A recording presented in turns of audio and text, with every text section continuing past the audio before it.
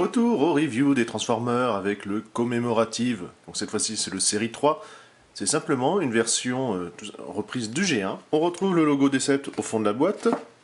On y passe, on va pas rester trois plombes là-dessus. On a à l'intérieur les missiles. Donc en voici deux dégrappés. Donc on voit qu'on a le système d'attache, tout simplement de verrouillage. Monochrome certes. On a ici également le système qui va permettre de se clipser. On continue, alors qu'est-ce qu'on a dedans? On a, bon voilà, c'est la partie vidéo ça, la petite notice, avec comme vous pouvez voir aussi le fait, le logo Decepticon qui va pouvoir comme ça passer de noir au logo en apparaissant avec la chaleur, et là la planche de sticker déjà utilisée. On va avoir ici, qui sont en séparé si j'arrive à les sortir, les missiles, en tout cas les lance-missiles. Vous pouvez voir bien détaillé. On a ici le système d'action. Pour la petite vis, ils auraient pu la peindre, hein, ça aurait été un petit plus. C'est vrai que la couleur est vraiment magnifique. Un magnifique bleu métallisé. Très beau travail. Le train d'atterrissage. Roulette métal. Un peu sommaire hein, au niveau forme. Mais au moins, il en a un. Une partie des ailes. Donc on a quand même des lignes de structure. Un beau plastique brillant. Les dérives, elles aussi bleu métallisé. Les mimines. Donc on voit quand même que les doigts sont bien marqués. Donc ça va juste se clipser, hein. On voit le système d'attache ici. Bon, ça fait quand même limite grand, hein, vu la taille. Et maintenant on va passer au robot. On a Thunder, bon il est un petit peu à poil, hein, parce qu'il n'est pas encore monté. Tout de suite, partie grise, c'est de l'alliage de métal. C'est vraiment très agréable.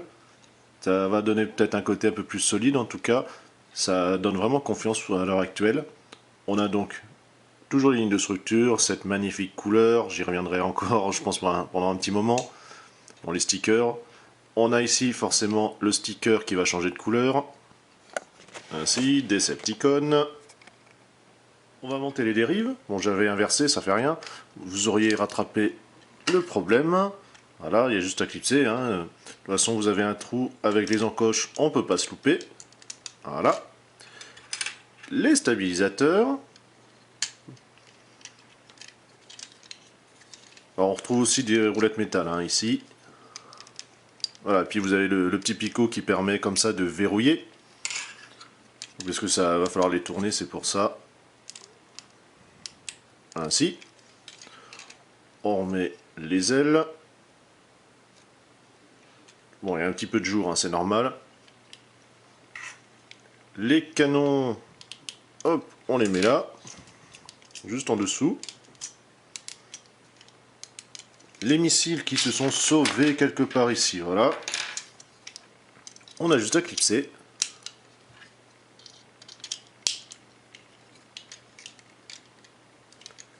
Et on va finir par le train d'atterrissage, parce que ça peut quand même lui servir. Hein. On a ici le cockpit. Alors c'est voilà, juste une grosse bulle. Ça va pouvoir s'ouvrir, ça c'est quand même assez sympa. Par contre c'est vide, voilà, même pas un petit siège ou quoi que ce soit. Mais bon, faut dire que ça reprend tout simplement le Diaclone. Hein. Donc c'est quand même très très succinct, on est quand même dans les années 80. On a quand même des petites différences par rapport à un Diaclone. Vous avez ici... Voilà, c'est rapidement coupé, un peu plus arrondi, ça va un petit peu plus loin et un petit peu plus pointu. Forcément, les normes ont évolué, il faut que ça soit moins agressif. Pareil, le nez, c'est du caoutchouc souple. Il faut faire attention aux petits yeux des pauvres petits gamins. Les réacteurs sont quand même assez bien dessinés, on a même un petit détail comme ça à l'intérieur. Succinct, mais ils sont quand même là.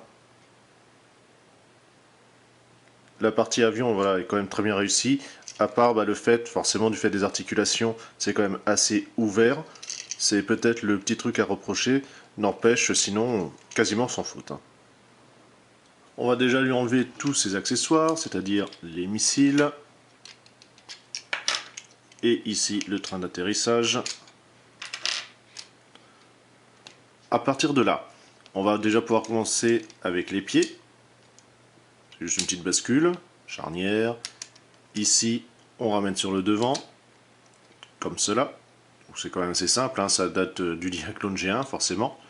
Les ailes, on va les tourner dans l'autre sens. Bon, on peut comme ça aussi, comme vous avez un axe ici, les basculer un petit peu en arrière, ça va permettre de comme ça de moins gêner. Vous avez ici, ça va se déboîter, ainsi. Ces parties-là, on va pouvoir les faire ressortir sur les côtés. Donc le plus simple, c'est de pousser par en dessous. Voilà, comme ça les fait venir. On décale. Alors justement, les ailes, voilà, hop, on va pouvoir comme ça les déployer correctement. Une petite bascule. Ainsi, l'autocollant qui s'en va, c'est pas grave. Vous avez ainsi les bras. Ici, la séparation. Voilà, avec l'axe. On bascule la pointe dans l'autre sens. On rabat sur le devant. On remonte complètement l'axe, ce qui va permettre de faire apparaître la tête. Le nez va basculer. Donc forcément, c'est un peu disgracieux, mais ça fait rien. Justement, les bras, on va utiliser les points. Donc il y a juste à clipser. Voilà. Il y a une petite encoche, hein, ça permet comme ça de verrouiller bien correctement. On va reprendre les missiles. Donc après, au choix, voilà, soit vous pouvez lui mettre en sens, on va dire, d'attaque, ou plus de défense, en tout cas de transport. Les mouvements, comment dire, voilà, le bras. On a juste le bout du pied qui s'arrête là, on va pouvoir quand même, comme ça, basculer les ailes pour que ça gêne un peu moins, mais ça reste très très succinct, normal, hein. Au niveau de l'époque, c'était quand même une grande réussite. Il est quand même très joli en vécu, même s'il est un peu disgracieux avec comme ça ces trous, comme vous pouvez voir, qui restent toujours ici, hein.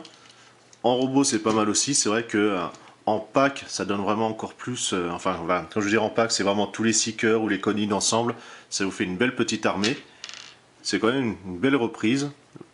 Je reviens encore dessus, mais la peinture est vraiment magnifique. Juste pour ça, ça en impose. On retrouve des prises d'air au niveau du torse.